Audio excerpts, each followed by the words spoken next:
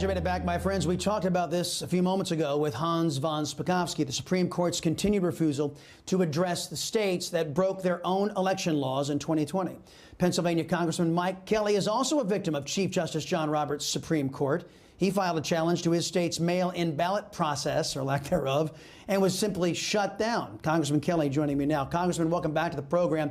You know, we believe that Americans deserve an answer to that question. Are states allowed to violate their election laws? Chief Justice John Roberts refuses to give the American people an answer to that by hearing the case. This, in my opinion, and a lot of people's opinion, undermines confidence in the election process. If the GOP gets control of the House of Representatives once again, should he be impeached? You know, I guess that's something we can face. Getting in control of the House is the first objective, of course. But I think that most of us, Chief Justice Roberts has been consistently disappointing.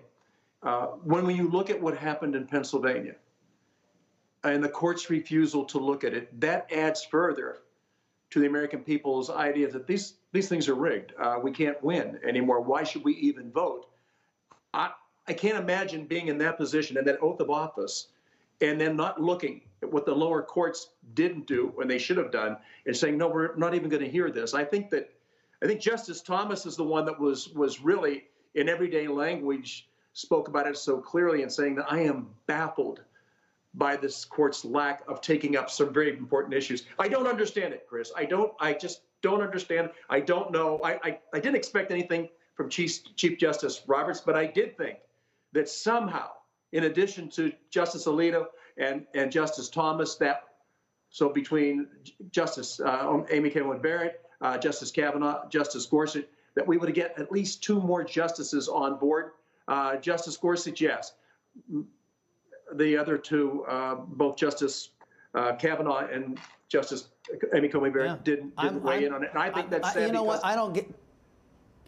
Congressman, I don't get it. I don't understand how people in positions of authority and power can say on one hand, you know what, all of you, the little people out there, have to follow the laws. But you know what, we big people in the states, the laws are only mere suggestions. And that seems to be what this elitist, the Chief Justice of the Supreme Court, Justice Roberts, is saying. You know what, all you little people have to follow the rules, but the states, they can do whatever the hell they want as long as it's in service to left-wing politics. Let me, speaking of left-wing politics, Democrats are ready to ram through a $1.9 trillion liberal state bailout package disguised as a China virus relief bill. Now, only 10% of that bill actually goes to China virus relief. This is crooked. No other way to look at it, right? No, and thank God that you're willing to expose it. You know, some of the other media people just ignore whatever's going on. And we look at what's happening right now as we continue to build on our national debt. And I would remind people that look at both the funded and unfunded liabilities as we go forward. Our national debt isn't at $30 trillion. It's actually, Chris, at $130 trillion and climbing. And I think when we look at these things and we have a blind eye and a deaf ear to the future of what's going to happen, America is in very serious condition right now. If we don't step up soon and do something. Now, people tell me, well, it's going to fall on the backs of our children and grandchildren. I said, it's going to fall on our backs right now. But there's something wrong. And I would just suggest this to people. Every one of these people that I serve with just didn't come in and sit down.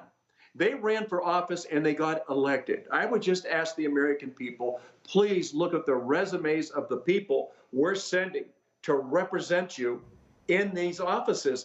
And if they don't have a background and at least partially spend some time in the private sector where you had to actually have money in the bank before you could write a check, and if we went down in our cellars and printed it the way they do at the Treasury, we would be called counterfeiters. But what we're looking at right now really rests on the backs of, first of all, free elections that make sense. But more importantly, please vet these people and find out they've never done anything in their lives except spending hardworking American taxpayers' money. It's absolutely ridiculous. You've got to get people who have been there and had their nose bloodied and understand that these are critical things we do. Yeah, Congressman, the Senate parliamentarian is reviewing whether or not a portion of this boondoggle is going to even be allowed. We're talking about the $15 an hour mandate for a minimum wage in this country. Last time this was attempted in, I think it was Seattle, it was just absolutely devastating to their jobs and economy. The CBO says that the United States will lose at least 1.4 million jobs if the $15 an hour minimum wage is imposed on this country. It's safe to call Mr. Biden and his Democrats job killers, is it not? Well, they are job killers. But again, Chris, when was the last time President Biden ever held a real job? For 50 years, he has been a creature of this swamp. He doesn't understand it. Now, he grew up in a very tough section of Pennsylvania, and I understand that, but he left there over 50 years ago. It's not a criticism of the president and what his positions are. It's a fact that if you haven't walked that walk, you shouldn't be talking that talk. This is absolutely horrible. I also still own our businesses back home. We have about 200 people on payroll. We have always looked at minimum wage. Minimum wage is that you look at, it's not a stated government wage, for crying out loud. And certainly what we pay in Butler, Pennsylvania is different than what you pay in New York City. But it's the talent that you bring for the job that's looking for you. And your wages will be based on that. It's not going to be based on anything a government sets up. And I think that when we look at these things, you say, why do they think that people on their own, with their own talents, with their own initiative, with their own drive, can't get into a job where you start at one level, but you keep moving up and moving up and moving up? My dad and my mother started off in a Chevrolet warehouse picking parts in the late 30s, early 40s. My mother ran the switchboard there. My dad was a parts picker, went to World War II, came back home, went on the road selling parts for Chevrolet. In 1953, bought a little one-car dealership, which I was expanded, and I bought it from him in 1997.